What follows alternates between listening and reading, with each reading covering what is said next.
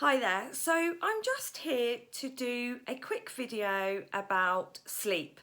And when I say quick, it might be about half an hour, but we'll see. And I did one about 4 months ago, a Facebook Live, and I just wanted to update that because there are some additional things that I want to include, and I was actually prompted by a post in a Facebook group where somebody was saying, you know, I'm experiencing really bad sleep at the moment. What can I do? And actually, there is so much that we can do, and I just wanted to give some of those practical tips here. And it was actually prompted by a post in a group of women who are going through perimenopause. However, this post will be useful to anybody who has something called fibromyalgia or chronic fatigue syndrome, any type of emotional and mental health challenge, anything that involves pain, pretty much any type of health issue will cause a sleep disruption. So, you know, and obviously, you know, the stress. So there are so many things, and of course at the moment with what's going on in the world, I've noticed that a lot of people are complaining about poor sleep and feeling exhausted and not feeling very well and all sorts of things. So I think I'd like to start in the place of understanding why sleep is so important to us. And you know, we're told from childhood, you know, that sleep is really important, but I don't think that everybody really understands why it's important. And so although we have this kind of feeling that it's important, you know, all too often we're not getting enough sleep at night, the sleep isn't good enough quality. And really, that's the key. It's more about the quality of sleep rather than the length of time. I think the recommendation is that you need to be getting, they usually say 8 hours, but it's, you know, the advice can vary between sort of 6 to 10 hours. 10 is regarded as quite a lot, but we'll certainly need that kind of length of sleep if we're recovering from some kind of health challenge or trauma or something like that. But what the challenge is that it's really the quality of sleep. And what happens is through the night, although you might not be consciously aware of it, we actually go through stages of sleep, and each stage only lasts approximately 90 minutes. Now, there are some that say it lasts between 70 minutes and 120 minutes a night, but we'll just say, you know, really your sleep cycle will last around about 90 to 100 minutes each time.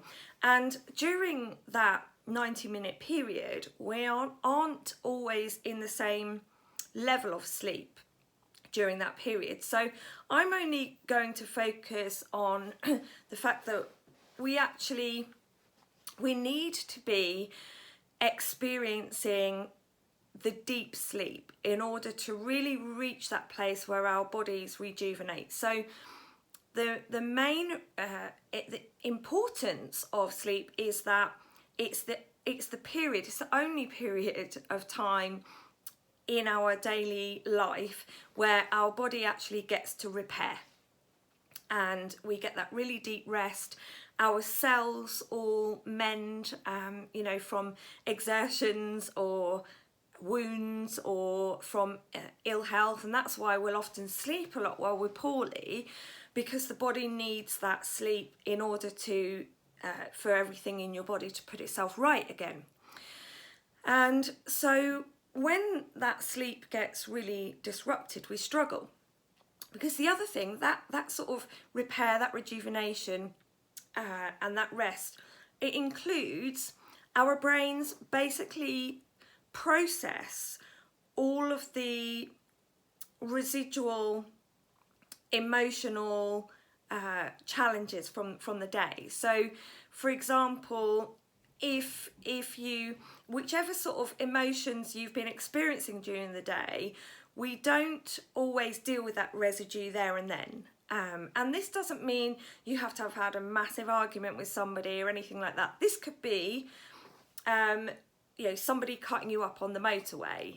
You know, your brain will actually sort that out at night. And what we say is, when we're getting that deep sleep, our brain basically archives everything all neatly. So it says, oh yes, that man cut me up, I wasn't able to do anything about it, so that's been unresolved, so we'll resolve it in the sleep and we'll say that's done and we'll file that away. Okay, and so that's why we often find that when we're stressed, we don't get so much of that really deep sleep.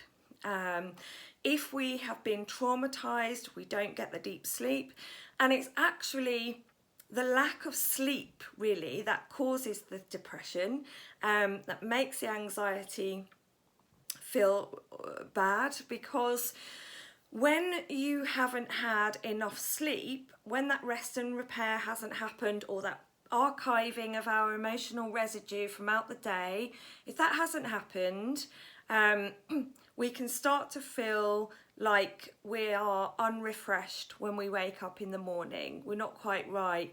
And over time, that kind of mounts up. And that's when we start to feel really depressed and anxious, because it's basically a kind of, imagine if you tipped your filing cabinet over and it was all everywhere, or you were trying to shove files or bits of paper into the filing cabinet, but it wouldn't all fit, and then it will start spilling over. So in order to get that sorted out, really trauma therapy is really about you know, getting that all out, sorting it all out neatly, and then putting it in a way neatly in the filing cabinet. It's not about erasing bad memories, it's about how it's filed away correctly, so that it doesn't impact on our daily life. So it's a bit of a chicken and egg situation, because the more stressed we are, the less good quality sleep we're able to get, and the less good quality sleep we're able to get, the more stressed we feel. So that's the first thing I kind of want to outline, because really at the moment I'm seeing posts all over Facebook and on social media, and I'm speaking to people who are saying, I'm just not sleeping, or they're finding they're having to have a nap in the day because they feel so exhausted. And you know, for those of us who have some of the more chronic conditions like fibromyalgia and chronic fatigue and rheumatoid arthritis and things like that, it increases that pain and that fatigue and that intensity of everything. So and of course, when we have any hormonal shifts, because I'm going to be trying to speak to different types of people here, so that it can be useful to a broad group of people. So I'm going to be speaking to some kind of hormonal changes, whether that's at menopause, perimenopause, or puberty, that kind of thing, and also mental and emotional health challenges, stress, trauma, that type of thing. And on the other side of things, also a lot of the kind of pain related things and physical health conditions in general, because really sleep will impact any health condition. And what we don't realise half the time is that in any type of health situation or health challenge, if we're not feeling well, the absolute first thing that we must look at is the sleep. And as I say, we might think that we're sleeping, you know, quite a few hours at night, but maybe the quality of that sleep isn't great. And in my own personal experience, I've actually, you know, it's quite topical for me at the moment, because I've actually had to spend the entire of lockdown in the last 4 months sorting out my sleep, because I had a huge flare-up of fibromyalgia right at the beginning of lockdown, which is unsurprising to me in the line of work that I do. And I'd been kind of winging it for a few months before that, so I wasn't practicing what I preach, and I really had to knuckle down and had to think, well, I can't keep getting sick, like this, and I really need to sort this out. So I've actually, it's taken me kind of 4 months to get my sleep pattern and the quality of sleep sorted out. So it can be a long haul. Some people might be very disciplined and able to get themselves into a routine more quickly, but I had some other issues as well that needed sort of looking at again, and that's where I will come on to the central nervous system, because basically things like a lot of the autoimmune diseases and but particularly things like chronic fatigue and fibromyalgia are actually, the research now shows us with those two in particular that essentially what you've got is a central nervous system that is constantly switched to on, to go, as in it's the fight and flight mechanism of the body. The survival mechanism is permanently switched on. And of course, that part of our nervous system is only supposed to be activated when we are in danger of some sort, so that we can fight or run away. There is another one called freeze, which is common to a lot of people who've been traumatized, but I won't go into that now. For argument's sake, we'll call it the fight and flight mechanism. So those who have fibro and chronic fatigue and some of the other chronic pain issues and some of that's basically because the central nervous system is permanently in the fight and flight response. So which causes the sleep disturbance. So basically you can't get deep sleep if you are effectively sleeping with one eye open. So when we're on fight and flight, we are constantly looking out for danger, so we're looking out, and although our amygdala part of the brain, the old emotional part of the brain is kind of always looking out for things for us, the rest of the brain's able to sleep. But when that whole thing has kind of been short-circuited, if you like, we can't switch that response off. And so people who have those chronic conditions, and the same with any mental and emotional health condition, you're kind of finding that your survival response is permanently on. And so, of course, you are not getting good quality of sleep because your brain is on hyper alert the whole time. It's constantly ready to run away, okay, or fight, whatever.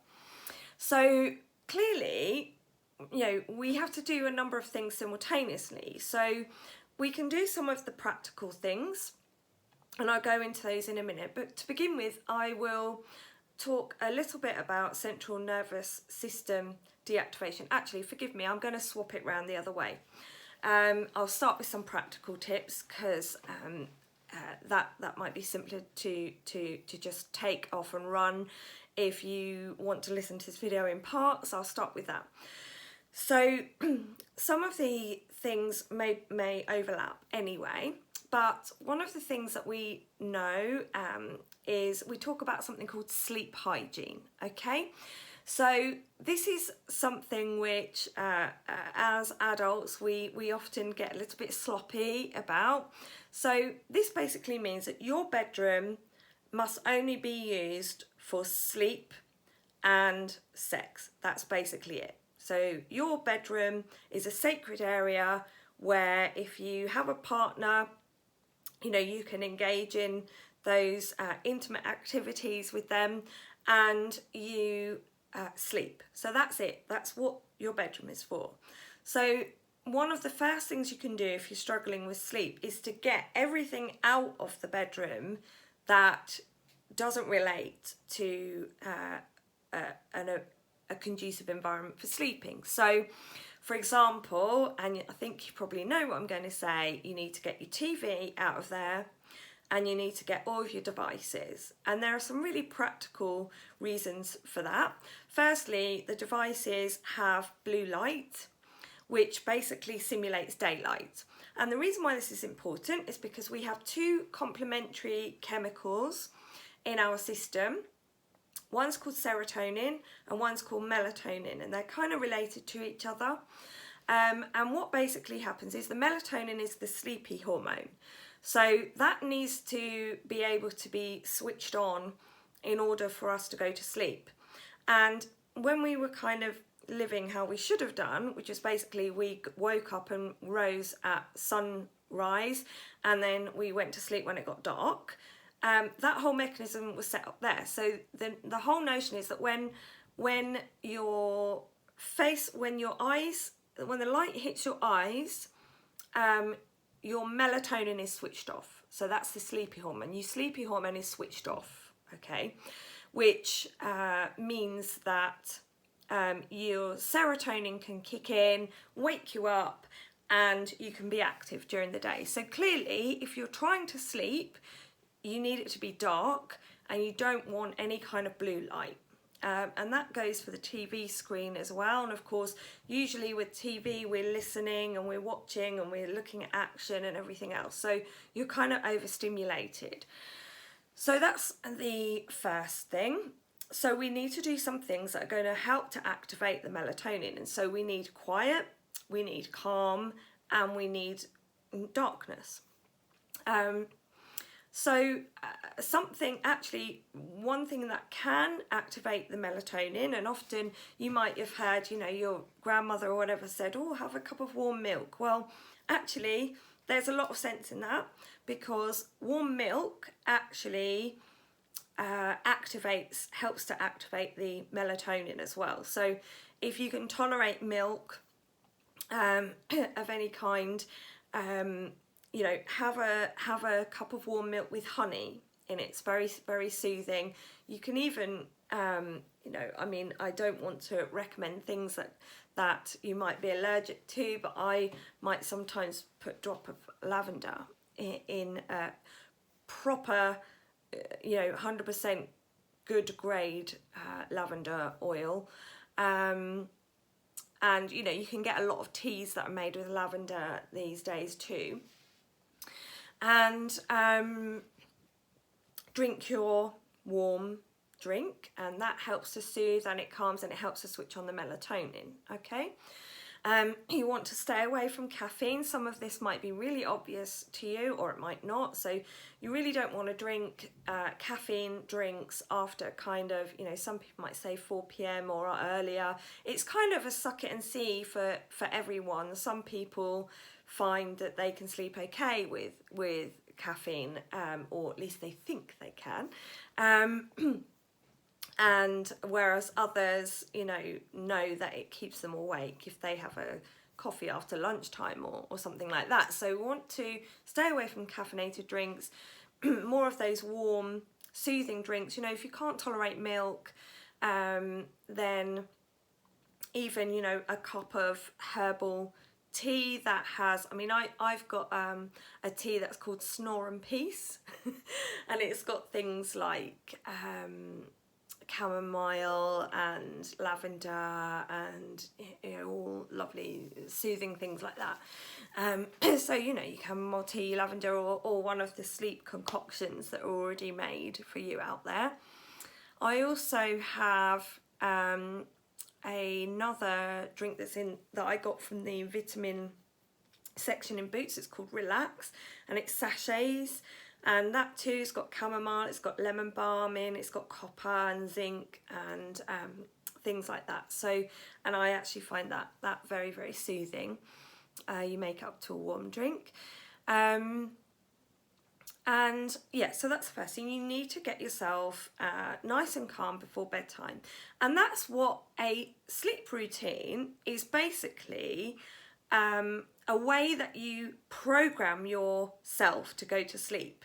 So it's a bit like after, it's like anything, we train the brain. And many years ago, I came off large doses of psychiatric medication that was actually helping, putting me to sleep at night, or keeping me asleep. And when I had finished tapering off on those, and I'll tell you now, but this is a quick disclaimer, don't ever just stop taking tablets, don't, particularly antidepressants or antipsychotics, or what they call the benzodiazepines, the tranquilizers. You must never just stop taking those. It took me 2 years to taper off them. So after I'd come off, of course, I had a huge problem with insomnia. So I literally had to retrain my whole system to sleep by itself. And so I developed my own sleep routine, which was basically something like, I'd have a bath, I'd get my pajamas on, I would get myself warm milk and honey, I would get in bed, and I had this sort of pattern where I would write in my journal for a bit, I would read my book for a little bit, and then I would do some form of either relaxation exercise or just breathing, 7-11 breathing, which I'll talk to you about in a minute, or meditation of some kind. And then I got to the point where I could just do those steps, and my body and my brain knew that, right, we do this, and this, and then you go to sleep, and that's what happens. And even, up until quite recently, that was 8 years ago when I did that, and I used to be able to just slip back into that straight away. If I had, a period of time where I wasn't sleeping well, I could just, program that back in again. But I had to make some huge alterations to that recently because things were slightly different. So one of the other things to remember is that, because a lot of people have problems where they wake up in the night and then they can't go back to sleep. And one thing that we say to people, what you must avoid is the association between not sleeping and your bed. Okay, so again, the brain and the body is very, very clever. It quickly makes associations with things, which is very useful in a lot of other activities that we do in life. But if we're laying awake, tossing and turning at night, and what starts to happen is and I noticed this quite a lot with myself, I would start to feel anxious just going towards the bed, because I was thinking, oh God, I'm not going to be able to sleep, and it's going to be really uncomfortable, and I don't like tossing and turning at night, and and everything else. And so we start to associate the bed with something that's not a positive experience, and that makes it worse. So what we actually have to do, if you have been tossing and turning, you only leave it for 30 minutes and then you get up, right? But you try and keep all the lights dim, so you perhaps go into a different room, and you've got to make sure that any activity that you do isn't stimulating. So you're not going to do your aerobics in the middle of the night, because that's going to really wake you up. So you'll keep the lighting dim, and you might want to read something, but again, you want to read something that's a bit boring and calming. You don't want to read an action thriller or some journal article that's going to make you pissed off, okay, or something that requires a lot of brain power. You're going to read something that's really calming or boring or dull, or and if you have to do something, hoover your curtains, because that's just boring, and don't do something that's where you're like, oh, this is really fun, because you're not going to want to go back to sleep. So keep it low profile, sit down.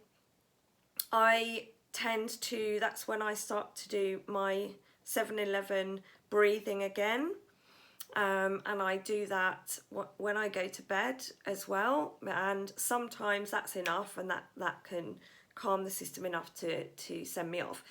So 7-11 breathing, just quickly. It's a way of switching off the sympathetic nervous system and switching on the parasympathetic nervous system. So remember, the sympathetic nervous system is the fight and flight response. It's the system that keeps us very active, and the parasympathetic is the calming, relaxing response. So the idea is to switch off the sympathetic and switch on the para.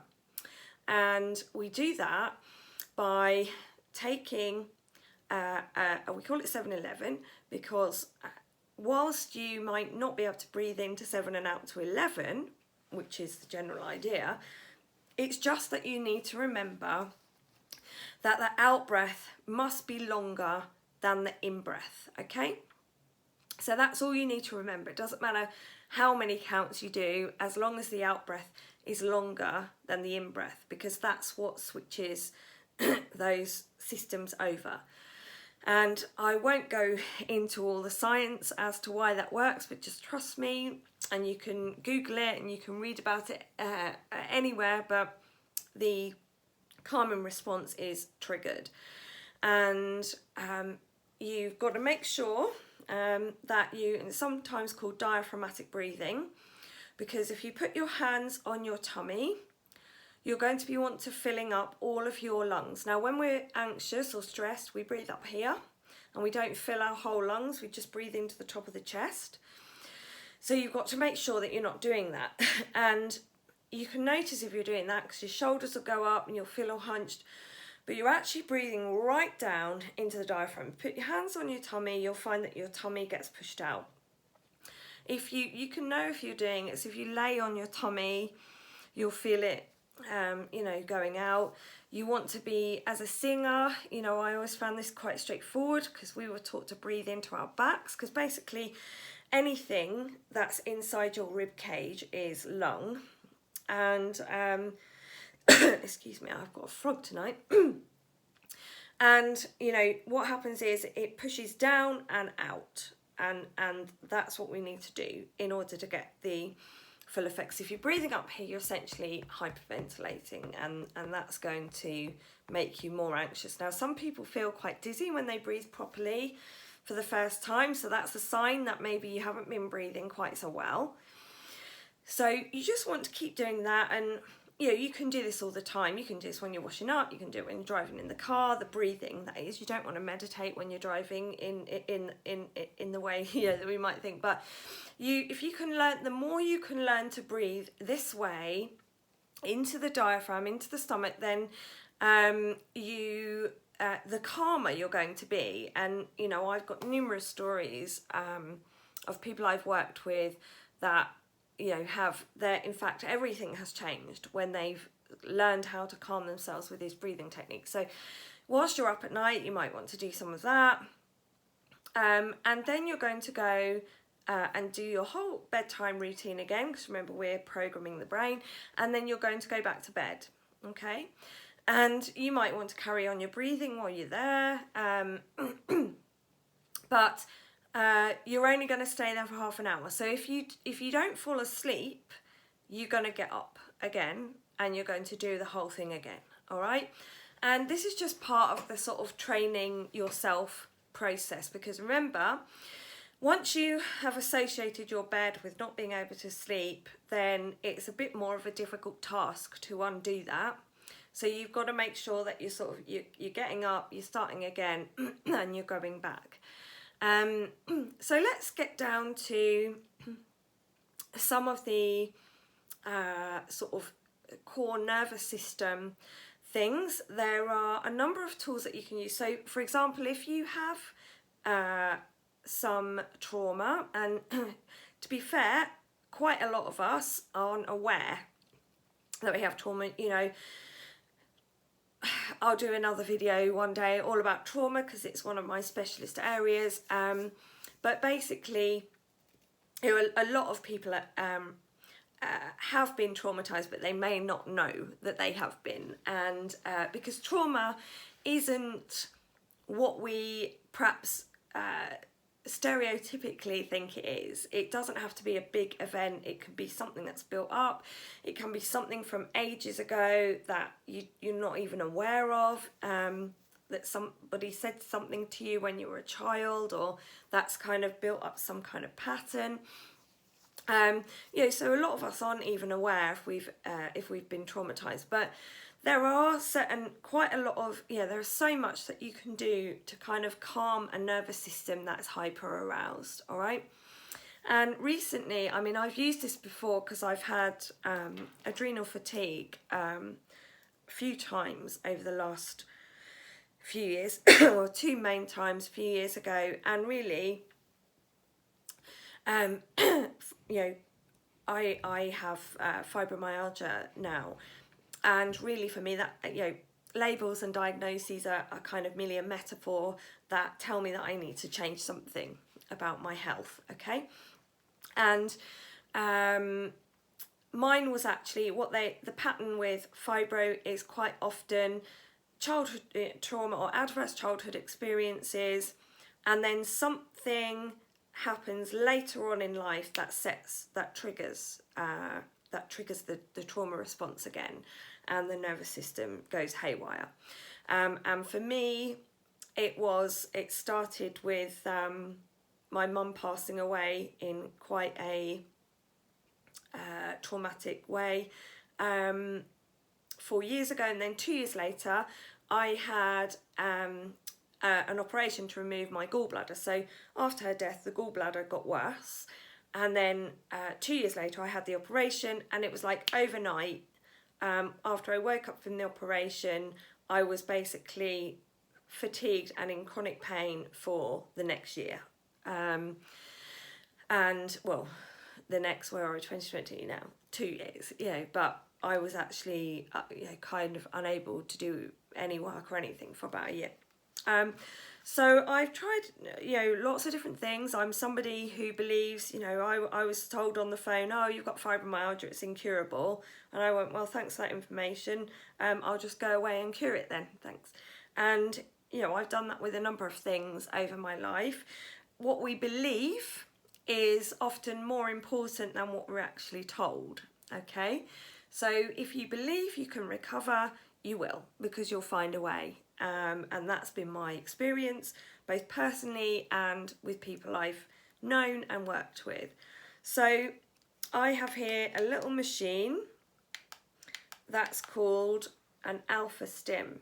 Okay, you can see it's got numbers, so you can set it for an hour, or no, it's on, or 20 minutes, all right? And there is this little dial at the side where you can turn it up. So basically you have these things, and it's a little current of electricity. So you just dab those with a special saline solution, and you stick them on your ears, and you basically sit for an hour. For me, I choose the hour option. And you do this every day, and you do it during the day. Because what this does, and there's lots and lots and lots of research around microcurrent therapy nowadays, it's very, very effective. So you're passing a little current of electricity, and what it does is it sits there. So I will have this on when I'm at my desk, I'm doing my work in the day, and over time what it does is it gradually helps your nervous system to stop being so stimulated. So it reduces the arousal of the central nervous system. And I found this very effective. It's very good. I mean, you might have heard of like TENS machines. It's a similar kind of notion. In pregnancy, a lot of women use TENS machines to help with the pain. They give TENS machines to people with chronic back pain and all sorts of things. So it's the same kind of notion, but this is really aimed at calming the whole nervous system. Now, I am very fortunate to have a friend who's a naturopath, and she rents these out. So you don't have to buy one. You can just find somebody who has got one that they will rent out. And I've got this on loan at the moment, and you basically just keep trying it for it.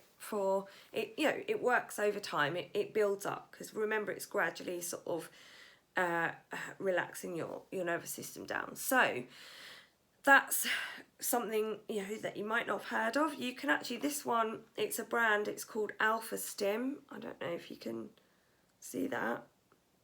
It's called Alpha Stim. You can go onto their website. It's called a cranial electrotherapy stimulator. Sometimes it's called microcurrent therapy. You might be able to find something similar on Amazon. This one has had loads of research done about it. So if you go onto the website, there's some videos and stuff, and you can buy them. And if you think it's worth the investment, then you might want to buy one. So that's going to help to calm your nervous system down.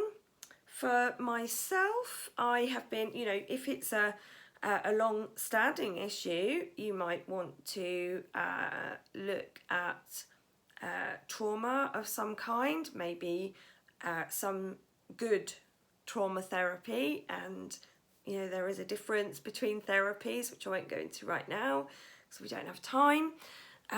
You might want to perhaps consider having some kind of therapy to help.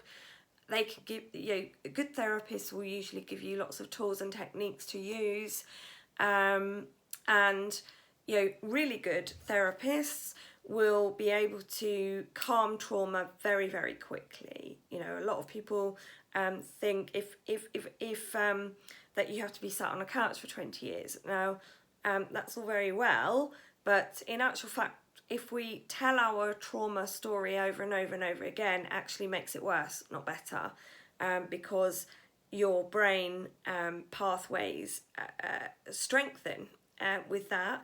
And also because the brain, we don't know, our bodies don't know the difference between what is real and what is imagined.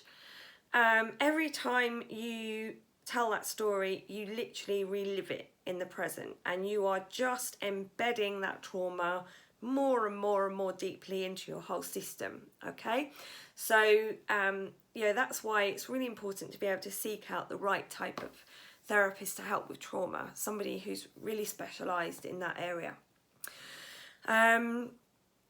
So there's that. I've actually also been working with another generous friend who is a homeopath, so I've been doing some homeopathic stuff.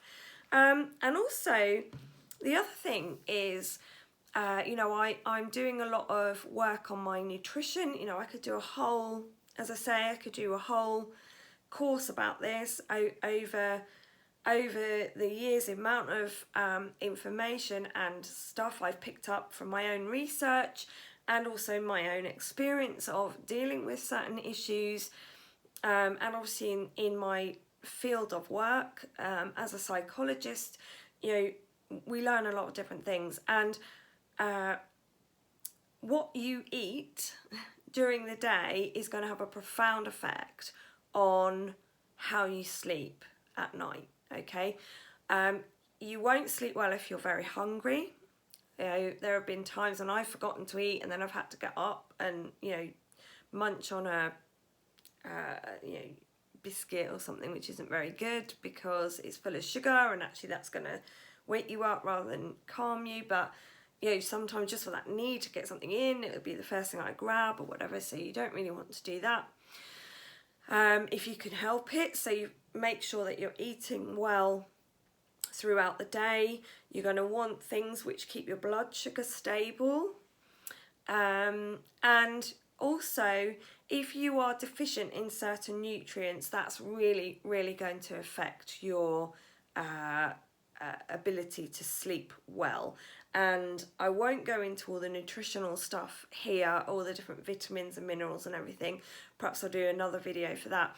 But the one which is kind of magic, which pretty much everyone in the Western world is deficient in to some degree, it's magnesium. All right, and magnesium is actually best absorbed through the skin. All right, So this is magnesium oil, and I spray that on at night and rub it in. And I also have magnesium flake baths or Epsom salt baths. They're also very good. I've also recently got this one. This is called Magnesium Sleep, and this is actually, whereas that's a spray oil, this one's actually a cream. So you just, I usually have my bath at night and then I rub that into my legs and my arms and shoulders and around my neck. And this one's got added chamomile and lavender oil in it as well. So it's like a triple whammy of stuff. And one thing to let you know, magnesium oil spray, that will, if you are deficient, you will itch, okay? And that's fine. It might be a little bit uncomfortable and you might want to build up to the number of sprays. But what we know is that if you itch, it's a sign of deficiency, all right? So you want to keep using it every night, and over time the itching gets it reduces and gets lower. And some people I also take a magnesium supplement as well because I've been quite deficient in magnesium, but this will also help with aches and pains. If you're getting aches and pains in your legs or your limbs, then chances are you could do with some magnesium, all right? And it promotes sleep. It will help you to sleep, no doubt about it. There's, again, you can look up studies that show the efficacy of magnesium for sleep. So those are those two. And by the way, I have no affiliation with these companies, but I actually do tend to use quite a lot of Better You products because they seem to work for me, and they're a reputable company. You can get these off Amazon. Actually, weirdly, I got this one in TK Maxx, and it was about half the price of what it was in the health food shop. That's probably me not being terribly mindful of my lovely local business, but it was just a one-off because obviously you can't tell what's in TK Maxx every time. But we're all, well, many of us are struggling financially at the moment, so there are places where you can get that a little bit cheaper, but any health food shop will get it. And I do frequent my local whole food shop that's independently run, but that one I just happened to see in TK Maxx. What else? I'm just looking around to see if there's any more tricks of the trade I can find looking at me. I think that'll probably just about do for now. There are some other practical tips. A lot of people often say, oh, but my head's going round, I've got all these thoughts and everything else. So I actually do this. I do all of these things, but I've done this recently where I've woken up and I thought, oh damn, I've got to do my tax return and I've got to do it by next week or whatever. And I'll lay there and I'll think, oh, don't worry, I'll remember that in the morning. And then it's going over and over and I can't rest. And so I get up, I've got a little notebook next to my bed, I pick it up and I write down what I'm worried about. Any problems, any things I want to remember. And as a perimenopausal woman, I really struggle with the whole memory thing.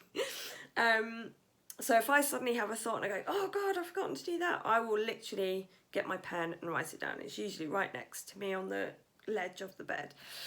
And that can often, take those things out of our mind so we're not worried about it. I journal every night.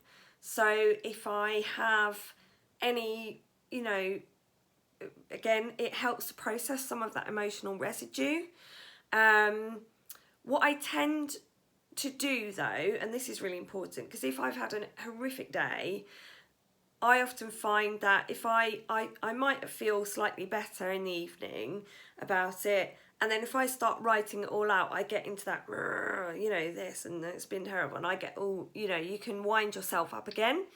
So I think it's really important if you are journaling about, venty stuff that you want to vent out, that you are mindful of how you're feeling whilst you're doing that. And if it's starting to make you feel worse, then you want to perhaps modify or limit the time that you're doing it. But I also make sure that I end it by thinking of a whole list of solutions, or a whole list of sort of things which, it wasn't as bad as it could have been, or actually, what am I going to do about this situation? These are some of the things I could do about this situation. So if I start to turn it around, and in therapy we call this reframe, we can reframe it. We can say, okay, well, all this shitstorm happened today. What can I learn from it? Or what can I learn from this situation? Or how are some of the ways I might handle this situation? Now, if you don't know how to handle this situation, you might say, I need to phone up a counsellor, or I need to get a coach, or something like that, But there is always a solution. And if you don't know what the solution is right now, just write, I know there's a solution will present itself, and I'm willing to look for a solution, and I will seek one, and I'll ask for some help, or something like that, But making sure that you're ending everything, the gratitude list, a lot of people do. As somebody who has recovered from alcoholism, I spent years and years and years doing a gratitude list, because however bad things are, there are always some things that we can be grateful for. Always, and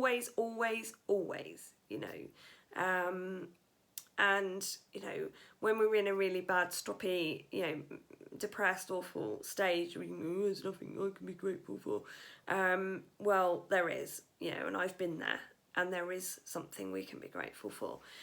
So again, it's always about, we're not bypassing anything, we're not pretending nothing bad's happening, but we're always ending, because you will not sleep well if you go to bed upset, if you go to bed angry, if you go to bed resentful, miserable, or afraid or something. You're not going to sleep well.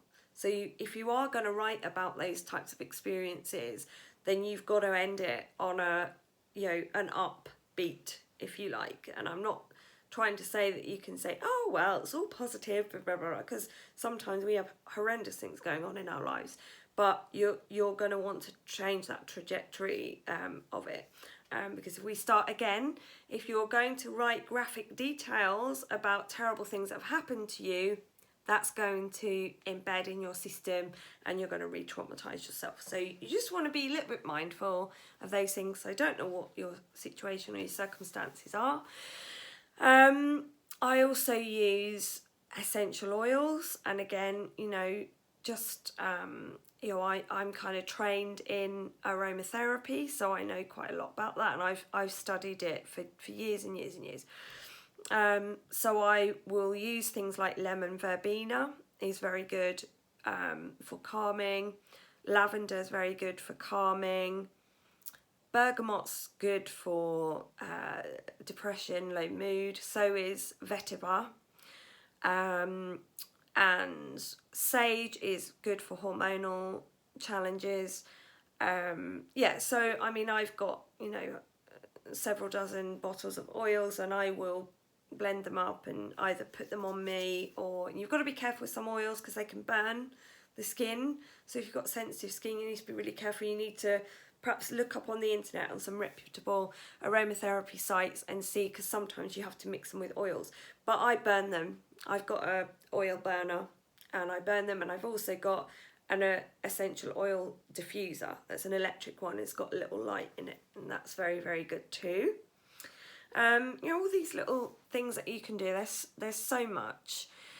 And, you know, most of all, and I'm all very much about the power of the mind. And meditation is a very powerful tool.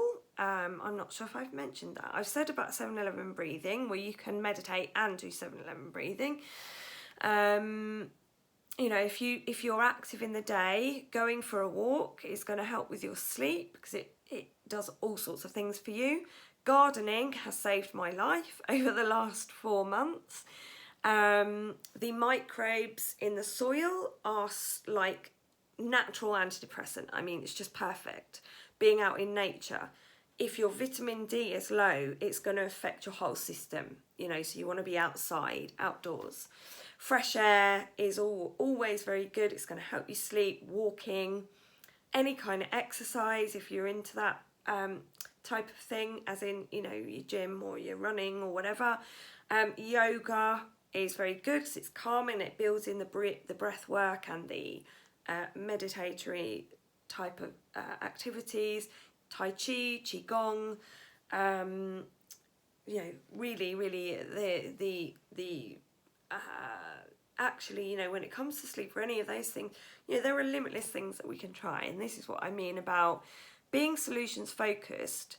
We are going to sit there and we're going to say, I might not know what the solution is right now, but I know that there is one. And I know that I will either discover it by my own effort, or I will find someone who can help me with it, okay? And that's what's really important. And of course, right now, as well, we're picking up on everyone else's moods, everyone else's emotions, everyone else's energy. It's stress all around us. If you aren't able to wear a mask, you know, and there are people who are exempt. So those of us who experience trauma or abuse or anxiety or panic or asthma or other respiratory conditions, or, you know, whatever, you know, you can get yourself an exemption thing with a mask, but I know that's caused people a lot of anxiety as well. The fact that, you know, there is a virus is causing people, you know, some people a lot of anxiety. I would personally recommend for your sleep and your sanity to either completely cut out your news viewing, or at least reduce it to a tiny portion of the day, preferably earlier on in the day. I don't have a TV, haven't had one for 8 years, so I'm blissfully ignorant of all of the fear stuff that's going out. But the last thing you want to do is watch the 10 o'clock news with all of the, you know, crazy headlines and then try and sleep. If you're somebody who's very sensitive to that stuff, you know, that's going to be really difficult for you. And, you know, likewise, so that's it. You don't want to watch like a upsetting or, you know, violent film or something before you go to sleep if you're sensitive to those sorts of things. Some people, it doesn't bother them at all, but, you know, we've just got to be mindful, and you've got to learn to know yourself, you know. And I have a program called You Know You, which is all about, you know, basically looking at all aspects of your life and really understanding how you feel about things, what you think about things. And, you know, it's about being able to discern what's right for you. You know, this whole sleep, the whole health thing, you know, wellness in general, it's about understanding what you need for you and what's going to help you. And some of that's by trial and error. You know, over the years I've tried all sorts of things. Some of them haven't worked for me, some of them have. Some things have worked for other people and not for me. Some things have worked for me and not other people. So you kind of settle into your own groove. But you take things that I say or anyone else says as suggestions, and you think, yeah, all right, I'm willing to try that, see what happens. And as I was saying about the mind, your belief that you can overcome it is probably the most important thing that you can do for yourself, okay? So with the sleep, the belief that, you know, if you're going to do some meditation, visualize yourself, you know, drifting off to sleep, staying asleep until the morning, waking up in the morning, feeling refreshed, going about your day. You know, visualization is very, very powerful. But if you get yourself into a panic because you're afraid that you're not going to sleep, it's going to just, you know, wind up the whole thing. So those are my suggestions. I know it's quite a lot. I thought it would be half an hour. It's actually near an hour. But as I say, you know, I teach a course just on sleep, you know, so it's massive. And, you know, certainly I find if someone comes to me for help in a very distressed state, before I start doing anything with them, I will ask them, how are they sleeping? How are they eating? All right. And, you know, quite often, if we can sort those, you know, even the sleep out on its own, we can find that 50% of our issues disappear overnight. No pun intended. You know, once you've got your sleep sorted out, and that's certainly been my experience. It's taken me 4 months because I'm a little bit stubborn around things. I've also had a lot of things going on around me with children and pets and other people and, you know, work things and all sorts of different things going on around me. So, you know, I've just taken my time, and actually lockdown was actually the perfect time for me to really, really start to deal with those health challenges. And I can safely say to you that having gone from a place where I was, you know, in bed fatigued for days on end, I was in agony, sometimes I could hardly move at all. You know, it's been really unpleasant for a number of years. Gradually over these 4 months, I've sorted out my sleep pattern. I've started to put you know, dietary changes in now, because I'm doing it bit by bit. If you make all the changes at once, your whole system goes, oh, what's this? And then we don't stick to it, right? So doing things little by little is really, really helpful. And I'm the biggest one. You know, I'm such an extreme person. I will literally say, yeah, I'm going to heal this overnight, yeah, and I'll try and do 100 things all at once. And I will just add, actually, because that's reminded me, alcohol. Some people say, oh, I can't sleep without alcohol at night, but in actual fact, it's counterintuitive, because or it's contraindicated, rather. It's counterintuitive to think it doesn't help, because obviously it makes us sleepy and then we doze off. But the quality of sleep you get when you've been drinking is really poor. You cannot go into that rejuvenate and repair state of sleep if you've been drinking alcohol, and even quite small amounts of alcohol. So if you're going to drink a glass of wine or whatever, make sure it's much earlier in the evening, so it has a chance to kind of metabolize a bit. But if you're really experiencing difficult, you know, sleep challenges, then I would ditch the alcohol for now, until you've got that sleep pattern sorted out, because you will, you know, you'll find that that lack of sleep that alcohol brings about, you wake up feeling tired, you feel irritable, moody, you know, all of those sorts of things. So it's best, if you're having sleep problems, it's best to cut it out altogether and stick to the other things that I've suggested. And, you know, there are heaps of books and things out there that are quite useful, I think.